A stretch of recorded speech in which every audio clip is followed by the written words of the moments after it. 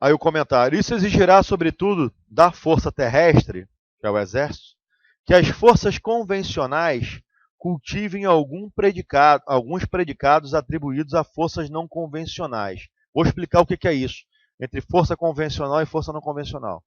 Somente forças armadas com tais predicados estarão aptas para operar no amplíssimo aspecto de circunstâncias que o futuro poderá trazer. A conveniência de assegurar que as forças convencionais adquiram predicados comumente associados a forças não convencionais pode parecer mais evidente no ambiente da selva amazônica, aplicando-se-lhes, porém, com igual pertinência a outras áreas do país. Não é uma adaptação a especificidades geográficas locais, é resposta a uma vocação estratégica geral. O que ele fala aqui? Né? Para que nós tenhamos tropas flexíveis, nós temos que ter, né, tropas também que estão treinadas, né, para travar combate, né, em todos os níveis de um combate, dos mais agressivos aos menos agressivos, e também em todas as regiões do país. Pô, eu não posso ter o exército não pode ter suas reservas estratégicas, né, que são o seu corpo de paraquedista, né, suas forças especiais, treinadas, por exemplo, somente no sul, somente no centro-oeste. Esses homens têm que ser treinados ao longo de todo o território nacional, né, para saber combater na Caatinga, para saber combater na região amazônica, que é um lugar encharcado, né, tem vários tipos de perigos hostis, para saber combater no sul e saber combater no sudeste. Né? O que ele fala em relação a que as forças convencionais têm que ter aspectos, né, e ser conhecedoras de forças não convencionais. A força convencional é aquela força que é treinada para, né, combater naquela região. Ela está acostumada ali, é o combate tradicional. Né? O que seriam forças não convencionais? Ou, né, aspectos de força não convencional. Você é aquele cara que teria o quê? Um treinamento tipo de um Super Rambo, de combate extremamente hostil, né, em áreas insalubres, né, áreas difíceis. Ele fala: o homem não teve. As reservas estratégicas do exército não podem ser, né, tratadas como forças convencionais, no sentido de que só saber combater naquela região. Tem que ser aquele cara que ele é automaticamente muito preparado, ele é cursado em várias localidades do país e níveis de combate, né? Onde ele saiba usar o que? Mecanismos, eu vou te dar a palavra, mecanismos, né, cibernéticos, né, de alta capacidade, operar monitores, explosivos C4, detonação através de radiofrequência. Né? Fala, querida.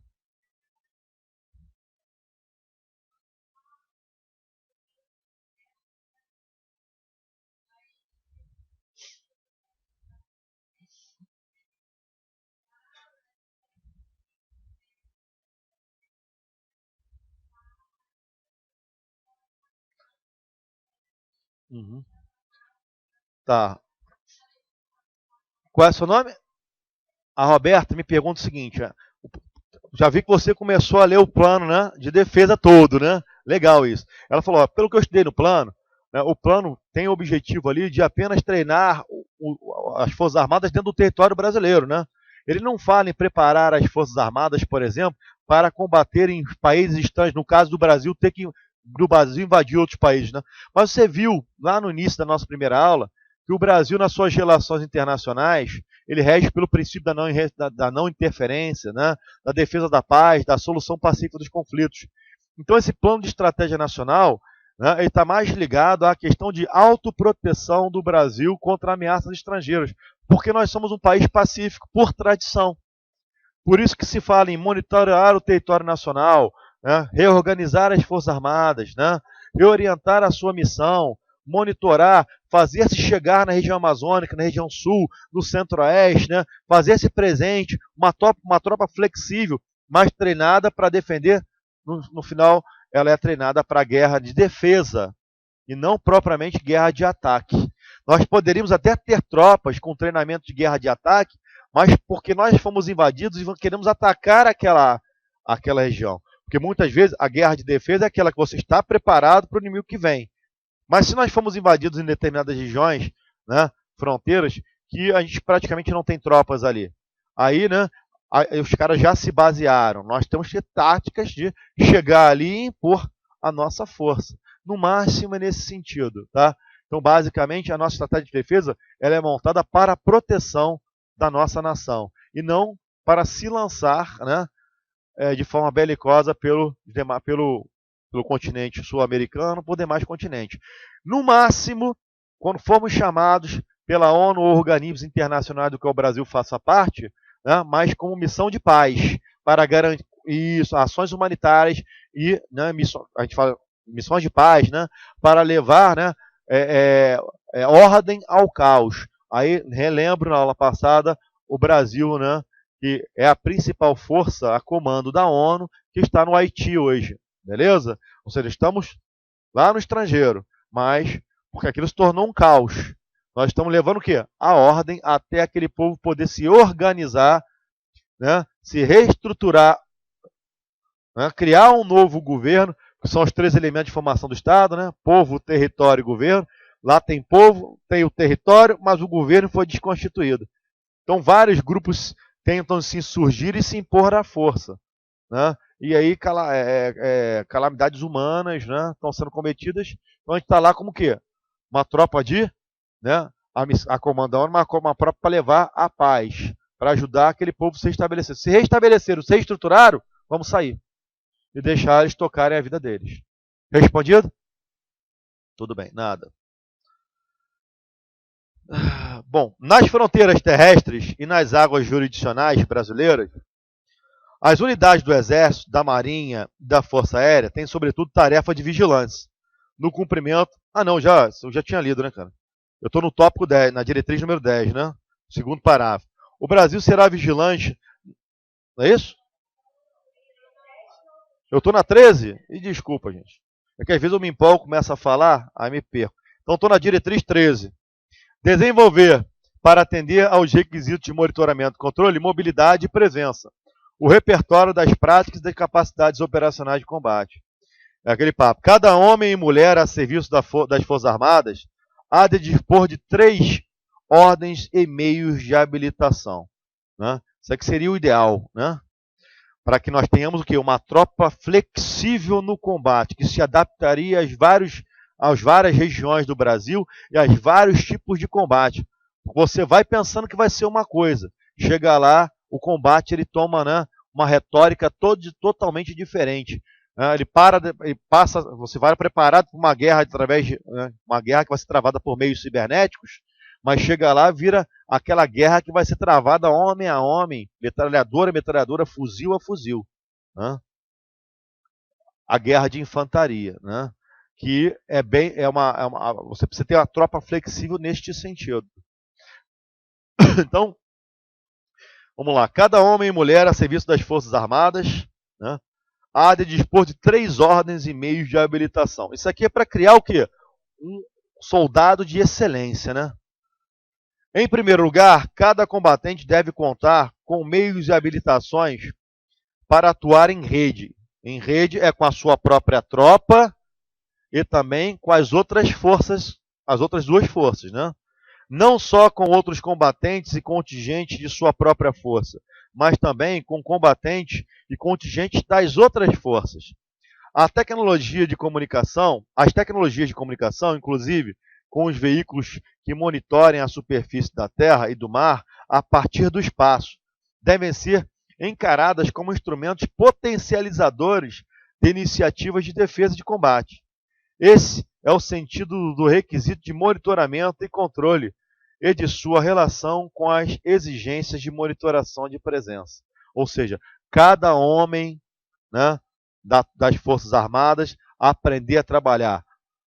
O fuzileiro naval aprender a trabalhar com o paraquedista, que aprende a trabalhar com o infante, que é do próprio exército também como paraquedista, que aprende a trabalhar também com, né, o militar da Força Aérea. Integrados a partir de um sistema de controle e monitoração, onde cada um já sabe o seu papel. na sua tropa e também de apoio de uma força a outra. Não esperar aquele negócio, eu só vou fazer se o exército me pedir. Eu só vou ajudar se a marinha me der carona. Só vou ajudar se a marinha solicitar. Né? A marinha falar, eu só vou transportar o exército se ele me pedir. E formalmente, isso emperra a mobilidade e, óbvio, impossibilita a flexibilidade no combate. Em segundo lugar, cada combatente deve dispor de tecnologias e de conhecimentos, ou seja, eu tenho que dar aos combatentes meios tecnológicos e o cara ainda saber usar. Também não adianta. Eu te entreguei lá, toma equipamento de infravermelho, toma esse rifle de repetição que ele lança bazuca e você não saber usar. Né? Então, cada combatente deve dispor de tecnologias e de conhecimentos que permitam radicalizar em qualquer teatro de operações, terrestre ou marítimo, ou imperativo de mobilidade. É a esse imperativo, combinado com a capacidade de combater, que devem servir as plataformas e ao sistema de armas à disposição do combatente. Ou seja, ele diz, vamos entregar meios de combate, né, de preferência de última geração, adequados, né, ao tipo de combate que o cara vai ter, que o soldado vai enfrentar, mas que ele seja capacitado a usar esses meios, né, para que então ele possa radicalizar no combate. O que é radicalizar no combate? O que seria radicalizar no combate? Oi? Tornar ele mais efetivo e eficiente no combate. Beleza? Aí está relacionado à eficiência no combate, para que ele possa atingir, né, níveis de combate, digamos assim, todo mundo aqui viu o Rambo, né? Vocês viram como é que o Rambo combatia, né? Ele é aquele cara que, né, ele sabia usar os equipamentos, ele atirava em todo mundo, mas quando acabava a munição ele tacava o rifle no cara, né? Aí ele sacava da faca, ia para cima do cara, e se ele perdesse a faca, ele mordia o cara no dente, né? Basicamente isso, radicalizar no combate. Mas só que aquilo é filme, né? Oi? Estrategista. Mas para ele ter só que para você ter estratégia, você tem que ter o quê? A monitoração. Com monitoração, você tem controle, você abre a estratégia, você domina, né, você vai dominar, né, a geografia da região, e você vai colocar a tropa certa com os meios logísticos certos. E saber que ela tem que se deslocar muitas vezes em perseguição de outras tropas, e às vezes para fugir, tá? Porque a mobilidade requer que muitas vezes eu preciso me deslocar rapidamente para poder fugir. Porque eu cheguei lá com uma força tal, né? Cheguei lá com uma brigada de homens de infantaria, só que as forças hostis que estavam ali, os caras rapidamente foram equipados com, né, materiais de combate de tanques, de blindados. Se eu tiver só com um cara de fuzil ali, eu vou tomar um pau. Aí muitas vezes eu tenho que fazer o que? Não, galera, essa força nossa aqui não vai, né, conseguir combater e vencer, né, as outras forças hostis. Se desloquem para uma outra área. Aí tiver aquele famoso jogo de, né, gato e o rato, onde muitas vezes nós estamos sendo o rato fugindo para dentro do território nacional para levar os caras para um local que nós queremos que ele chegue, que muitas vezes é parte, né, ficar próximo a um local que nós possamos ter mobilidade de outras tropas que nós vamos enviar para aquele local. Né? Aí a flexibilidade, né, do exército em se movimentar, para muitas vezes até dividir o inimigo, né, e para poder se reorganizar. Quem não tem flexibilidade no combate está fadado a perder. Eu não consigo me adaptar às condições locais, não consigo me adaptar aos meios e equipamentos que eu tenho. Né? Vamos supor, mandei equipamento de infravermelho lá, e infravermelho para os meus soldados para combater na região amazônica. Mas chegou lá, esses equipamentos, o avião foi abatido, que levava os equipamentos de infravermelho. Não vai chegar o equipamento de infravermelho nos próximos 15 dias. E eles já estão lá no teatro de operações. Eles têm que ter o quê? A capacidade de se flexibilizar. O que é flexibilizar? Não temos infravermelho. E agora a gente perdeu a guerra? Não. Né? Vai arrumar uma estratégia de atuação para que você possa, né, suplantar este problema de não ter o quê? o equipamento necessário, né? Improvisa, beleza? Aí a questão da improvisação para ganhar a flexibilidade. Em terceiro lugar, cada combatente deve ser treinado para abordar o combate de modo a atenuar as formas rígidas e tradicionais de comando e controle. Isso aqui é um pouquinho complicado, né? Até porque os pilares das Forças Armadas são quais? Hierarquia aí? Né? Os pilares das Forças Armadas são hierarquia e disciplina. E a hierarquia é o quê? É a ordenação do comando, não é isso? Manda quem está em cima, obedece quem está embaixo. Aí ele vai falar aqui justamente que muitas vezes o soldado tem que ter, o combatente, né, tem que ter a capacidade, né, de mudar as ordens que recebeu. Isso é um pouquinho complicado, né? Se der certo, tudo bem. E se não dá certo? Não te mandei fazer isso porque você não fez aquilo que eu mandei, nós perdemos aquele posto de combate. Mas ele fala aqui justamente que muitas vezes, né, a tropa tem que ter a capacidade, o bom combatente, ele teria que ter a capacidade de falar, eu recebi a missão para sair do ponto A para o ponto B. Mas perdemos as comunicações, por exemplo. Mas acabamos de ver uma força hostil que apareceu do nada ali e vai interceptar o quê? O ponto E. Nesse ponto E estão as nossas reservas logísticas. O que o inimigo está querendo fazer? Vou botar aqui no papel. Muitas vezes uma tropa recebe o comando de sair do ponto A e vir ao ponto B. No ponto A, né, a nossa tropa acabou de pousar onde existiam nossas bases militares. O ponto B, onde se quer chegar, que é, né, para ver o embate, a guerra com forças hostis. Aí recebemos a missão, né, vai se desloca daqui para lá. Estou no deslocamento. Vamos supor que a gente tenha perdido os meios de comunicação, né? Isso pode acontecer. Numa guerra, né, a principal estratégia de combate é você cortar a comunicação. E depois o quê? Minar o quê? E minar as forças logísticas do outro exército. Né, para que o cara não tenha suprimento, nem maquinário, combustível para brigar na guerra. Aí nós estamos nos deslocando. Ficamos sem o sistema de comunicação. Né? Aí, no meio do caminho, a gente percebe que uma outra força invasora aqui, que é a força C, a gente recebeu ordem de A para B. Né? E a gente está sabendo que tinha uma outra força brasileira que ia se deslocar para aqui para combater esse outro grupo que tem dois grupos invasores, entendeu? Aí a gente percebe, no meio do caminho, né, que essa tropa C ela já está se deslocando para essa área que a área é. Ou seja, as tropas brasileiras, né, estão vindo para cá, vão ter que o quê?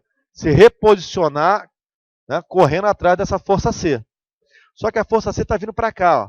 A gente observa que pelo trajeto dela vem para cá. O que é aqui? Aqui é justamente onde nós fizemos a concentração dos nossos combustíveis e a concentração dos equipamentos cibernéticos para o nosso campo de guerra. Se o cara vier para cá e destruir isso aqui, nós vamos ficar o quê? Sem equipamento e sem o quê? Combustível e sem alimentação para os nossos homens. Mas a ordem que eu recebi foi vir para cá, não foi?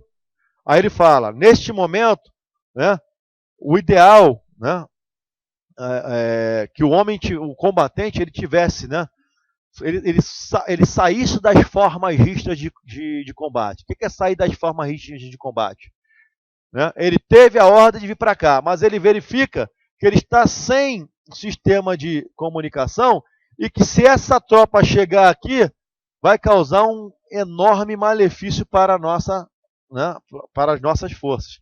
Aí essa tropa poderia ser o quê? Se alterar o seu caminho para vir defender, haver um embate com a tropa C aqui, né, para anular a tropa C, e daqui nós partimos de novo para o ponto B em cumprimento da nossa missão.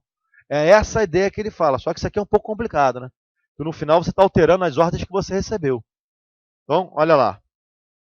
Em terceiro lugar, cada combatente deve ser treinado para abordar o combate de modo a atenuar as formas rígidas e tradicionais de comando e controle, em prol da flexibilidade, da adaptabilidade, da audácia e da surpresa no campo de batalha.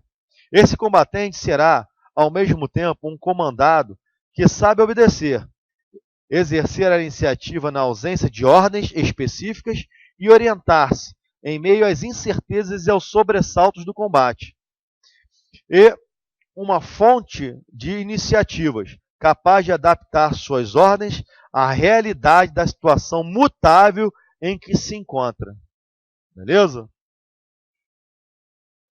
Ganha ascendência no mundo um estilo de produção industrial marcado pela atenuação de contrastes entre atividades de planejamento e de execução, e pela relativização de especializações rígidas nas atividades de execução. Este estilo encontra contrapartida na maneira de fazer a guerra, cada vez mais caracterizado por extrema flexibilidade. O desdobramento final dessa trajetória é esmaecer, né, o contraste entre forças convencionais e não convencionais, não em relação aos armamentos com que cada uma delas possa contar, senão no radicalismo com que ambas praticam o conceito de flexibilidade. Então está dentro daquilo que eu expliquei aqui, tá? Diretriz número 14. Promover a reunião dos militares brasileiros dos atributos e predicados exigidos pelo conceito de flexibilidade. Aí aqui ele vai dizer, né, que todos os militares brasileiros, né, teriam que ser dotados daqueles atributos que nós vimos acima, né, para que possam ser o quê? Flexíveis e, portanto, adaptáveis, né, aos vários meios de combate e situações de combate. O militar brasileiro precisa reunir qualificações e rusticidade. Essa rusticidade, cheguei a abordar isso na aula passada, seria aquele, né, aquele cavalo de guerra, né?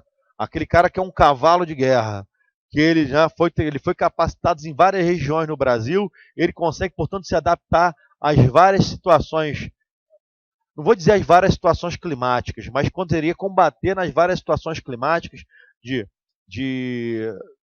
sol intenso, grande umidade ou, né, de frio extremo, né? Então, o militar brasileiro precisa reunir qualificações e rusticidade. Necessita dominar as tecnologias e as práticas operacionais exigidas pelo conceito de flexibilidade. Deve identificar-se com as peculiaridades e características geográficas exigentes e extremas que existem no país, exigentes ou extremas que existem no país. Só assim realizar-se-á na prática o conceito de flexibilidade, dentro das características do território nacional e da situação geográfica e geopolítica do Brasil. Ou seja, criar um super Rambo, né? Rever a partir de uma política de otimização do emprego, outra diretriz, né? Otimização do emprego de recursos humanos, a composição dos efetivos das três forças, de modo a dimensioná-los para atender adequadamente ao disposto na Estratégia Nacional de Defesa. Isso aqui é interessante, porque ele fala o seguinte, tem que ser pensado aqui, né, qual é... Engraçado, isso voltou do início, né? Ele fala que tem que ser revisto a necessidade que as Forças Armadas têm em relação ao seu contingente.